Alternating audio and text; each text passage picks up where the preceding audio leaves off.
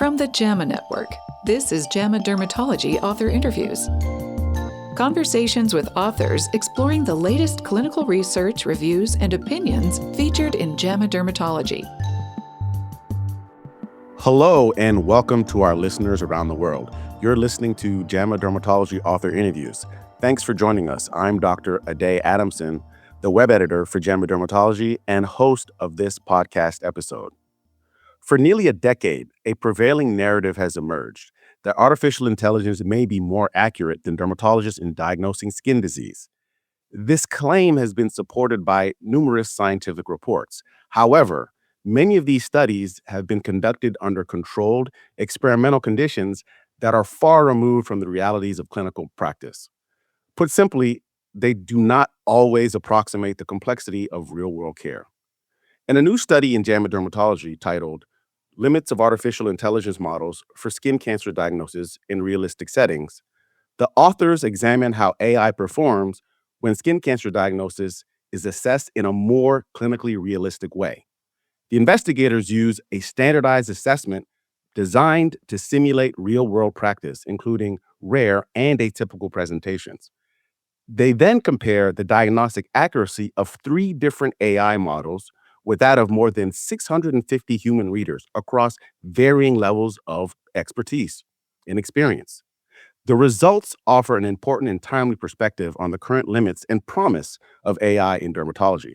You can find the link to the paper in this episode's description. With me on the podcast today, I have Dr. Luc Thomas, who is a professor of dermatology at Lyon 1 University in Lyon, France. He is the senior and corresponding author of this new study and is here to discuss this important work. Welcome to the podcast, Dr. Thomas. Thank you very much. So what I usually ask people initially on the podcast is, what do they specialize in dermatology? Is it melanoma? Is it AI? And also, how did you get into AI related to the diagnosis of skin cancer? So just let the audience know a little bit about that. I'm an old person, so I studied in dermatology a long time ago, and I've been lucky enough to be trained in the US with very famous professors like Martin Min. And from the beginning, my main interest was melanoma. And in that time, the only chance for cure was early treatment and early diagnosis. And this is why I choose to be specialized in dermoscopy and all the techniques to early diagnose melanoma. And of course, when the idea of testing artificial intelligence in diagnosing skin cancer, the main source of documents used to train these AI was dermoscopy image. It means that from the beginning, I was involved in that as a provider of these images and then as a reader in human against machine tests. And at least for a decade, almost a decade, there have been studies just that study by Esteva and al. In Nature from, I believe, 2017, which showed human readers at Stanford were not as good as the AI model that they tested. And the field kind of erupted in a panic that we were going to be imminently replaced by machines, but that is yet to happen. This was an earthquake for us. And also for our students in training, they were starting to believe that, in fact, it's not interesting to come anymore to attend our courses. So this is why we studied more precisely these studies. And in fact, we discovered that these tests were too favorable for the machine and not too much for the human beings. It was tested, for example, 2 diseases like nevi against melanoma, but ignoring all the other possibilities you have when you face a skin tumor. And it's the same with squamous cell carcinoma and seborrheic keratosis. It was always compared 2 by 2. And also special locations, rare tumors, many other things were excluded from these tests. And of course, also the information that you can receive during dermatology consultation, like the age of the patient, the skin type, the past medical history, was not recorded and was not taken into account. And we thought it could be fair to give back to human beings some possibility to show that they were also able to take this information and to achieve better results. Yeah, you raised an important point. A lot of the reader studies that were published and then also sensationalized in the media, comparing, humans to machines, they didn't give humans a fair fight or what actually happens in clinic. It doesn't reflect reality. And so I think that your decision to do this study is an important one to add back some more clinical context that could make the comparison, better. For sure. And this fairness was needed also to reassure the younger students and also the practitioners in their own skills, and to say that probably all this knowledge should not be given away, and maybe that we can offer another kind of service to our patients. But this being said, of course, artificial intelligence tools have shown also remarkable things in terms of helping people to get trained, helping people to see how they can triage the patients in tele-expertise consultations, for example, in order to just retain the important cases to be shown to experts. And what we also importantly have shown with this study is that experts, the people who have dedicated their life to learn, teach, and practice dermoscopy, for example, are still better than the instruments. And this is, in my view, very important because we need to keep the idea that we need to select for the future who is going to be the next trainers for the younger people. In the introduction, I sort of gave some of the broad design of the study comparing three different AI models to human readers. So let's kind of break it down one by one. First, how did you curate the 1,000 plus cases that you used for the study? Number one. And then number two, how did you decide which AI models to use to make assessments? The second question is easier to answer because, in fact, we asked many producers or sponsors of artificial intelligence systems, but only two accepted to be challenged by our system. The others chickened out. They were afraid of the I don't challenge. know. I don't know really. But what I can say is that the University of Vienna was kind enough to accept to use our test to compare to their classical convolutional neural network based on 40,000 images.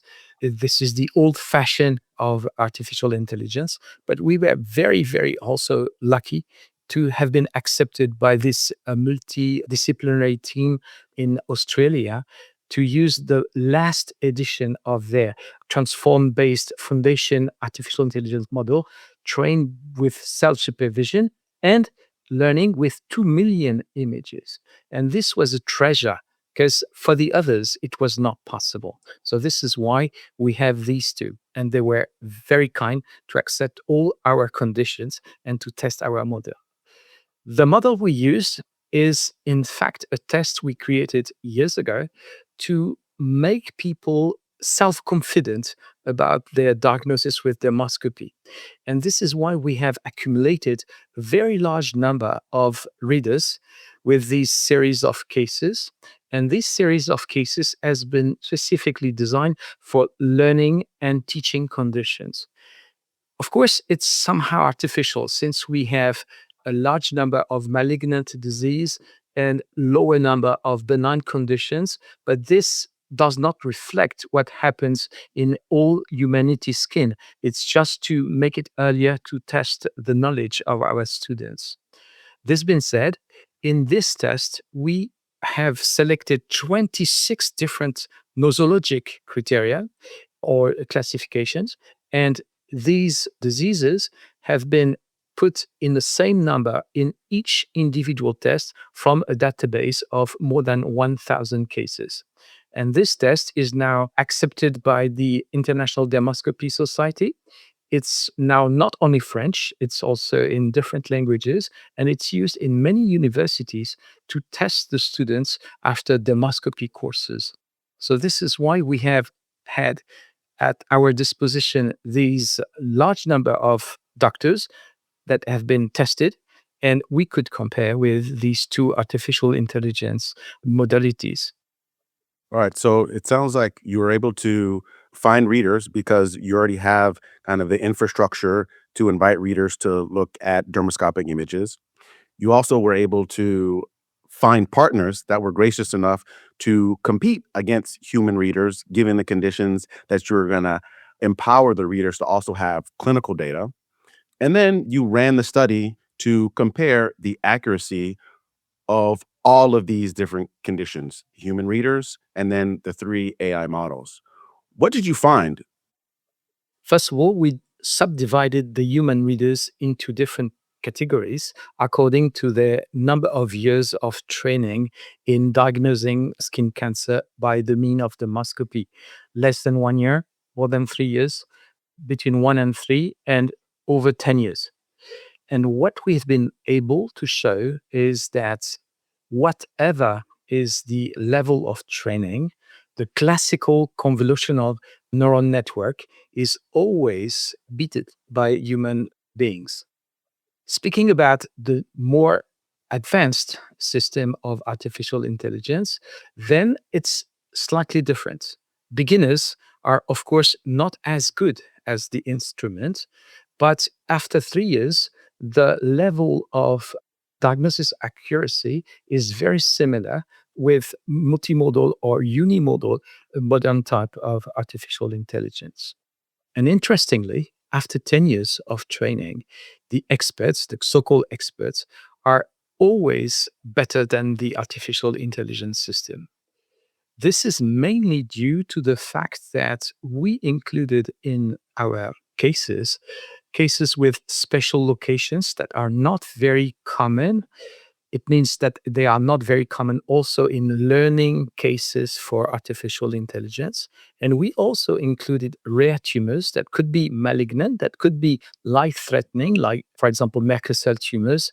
And these tumors were very rarely recognized by artificial intelligence just because their training was not sufficient with the database they have to get trained from the beginning.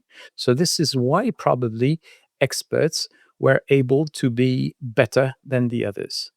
Interestingly enough, there is a slight difference in the specificity of the experts. And this is probably due to our training as human beings that we cannot accept too much to miss cases of malignant tumors. This is why our specificity was probably less than artificial intelligence objects that do not have this feeling. But this being said, the overall diagnosis accuracy was better for the experts. Yeah, and I think what really stands out and, makes intuitive sense if you look at your figure 1, which are box plots looking at the accuracy, as the level of training goes up for the human readers, their accuracy also goes up. And the same thing with the models, right? The least sophisticated model was not as good as the multimodal model, which was not as good as the state of the art unimodal model, meaning trained specifically on skin cancers, which had the highest accuracy, but still wasn't as high as the most experienced dermatologist. You bring up the fact that with rare tumors that these models miss the mark. Well, what if I were to say to you, well, we just need to train those models a little better on these rare tumors and they'll get even better. What would you say to that? It's more a philosophical question. In nosology, we are faced to an infinite possibility of diagnosis. And if a new entity is described, then you will have to train the artificial intelligence system with this new entity. And this will never stop. So it's not like playing chess. With chess, even the number of solutions is very, very, very high, much higher than human brain can conceive. In fact, it's finite. And this is why it's possible to have the chess AI to beat the best players in the world. But for things that are increasing, and science is something that is increasing every day, it's probably more difficult. And it's going to be very, very expensive to get learning bases big enough to beat the experts that have this ability to gain knowledge in new fields and to be able to recognize new things. So, as a world expert in dermoscopy, do you think there's still need for people to learn dermoscopy, even with artificial intelligence showing promise and helping to diagnose cancer? What do you think we should take from your study, is another way to put it?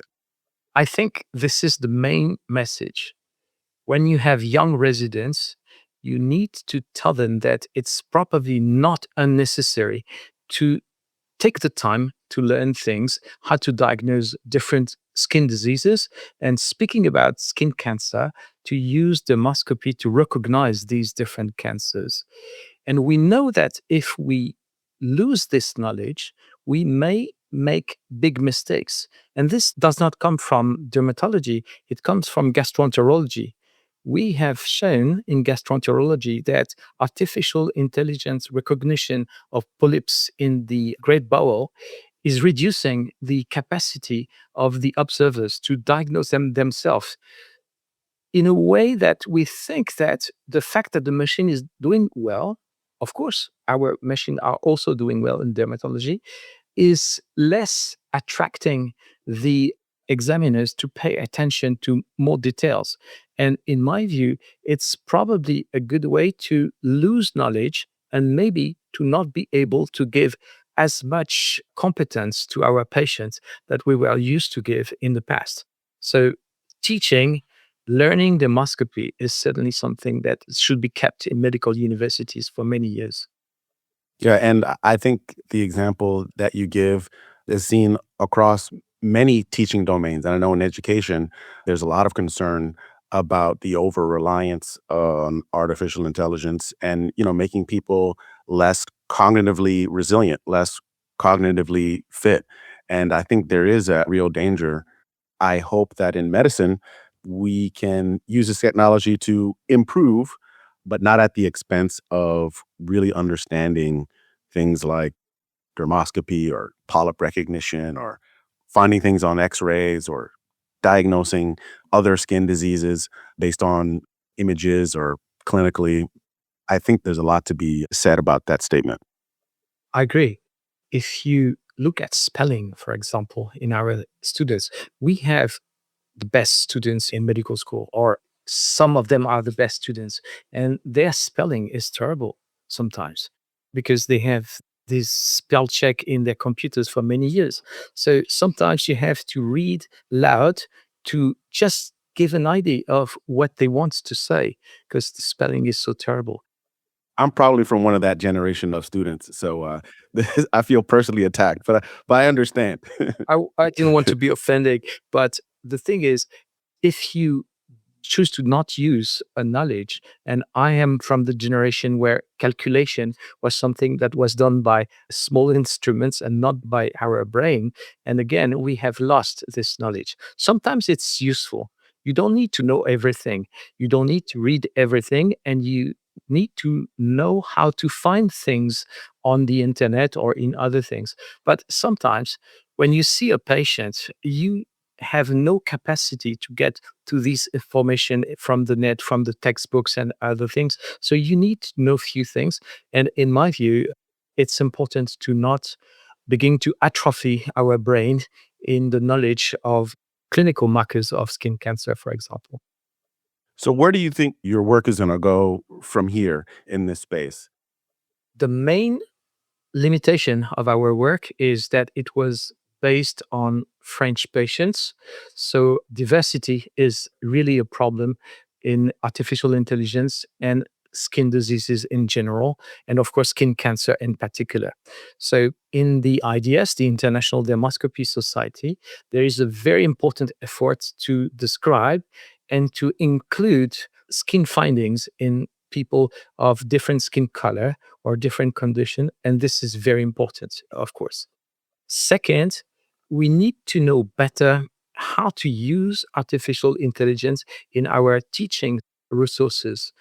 Of course, it's safety net for triage for people that are already in practice.